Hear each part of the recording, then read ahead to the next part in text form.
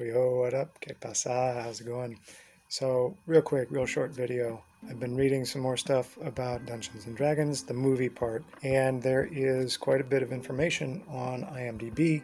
I will be going through that in the next couple of days because this looks really interesting because there are a couple of leads here that may shed some light on the future of entertainment, really for the next few years. I mean, if you look at this one, I haven't read all the way through all these yet, but there's a question. Could Dungeons & Dragons be the next Marvel Cinematic Universe? It's totally possible because we're actually, I've been watching much of other channels too. Marvel Phase 5, from what I understand, I think that's where we're at now, or no, we're in the middle or end of Phase 4.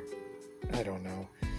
So, just depends on where you want to draw the line, but a lot of stuff wrapped up with Avengers Endgame, a couple of years ago.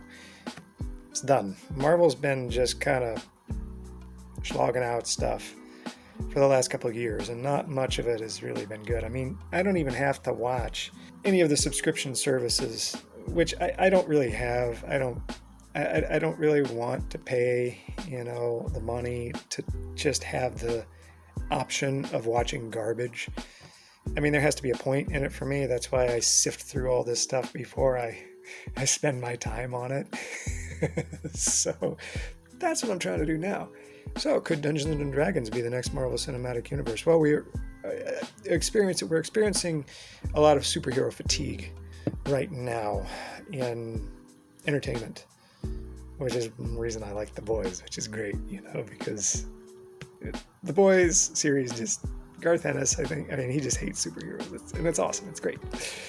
So who knows if this Dungeons and Dragons movie, Honor Among Thieves, does well on whatever budget. If they come back with 2, 3, 4, 5 times whatever the budget is, I don't know. I'd have to check the budget.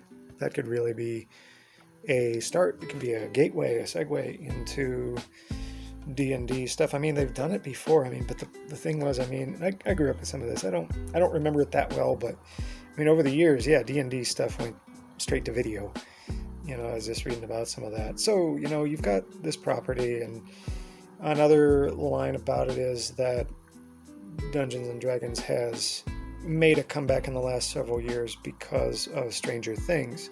I've heard Stranger Things is really popular. I haven't seen any of it.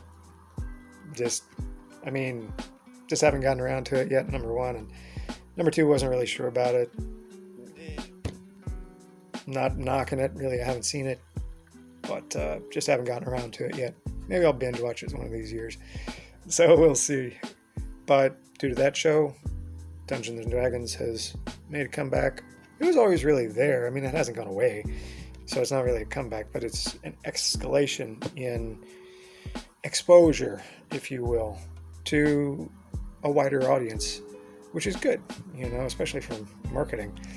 So yeah, it's cool. I'm going to work through some of this stuff and try to catch up on some of this news, see what is going on with D&D stuff these days, because who knows, maybe there'll be some nuggets of foreshadowing that the press and that the powers that be in Dungeons and Dragons world are putting out there for us to kind of discover some Easter egg, whatever you want to call it, just some little clues. Maybe, who knows, maybe there's they have some ideas about what they could do, and we'll see.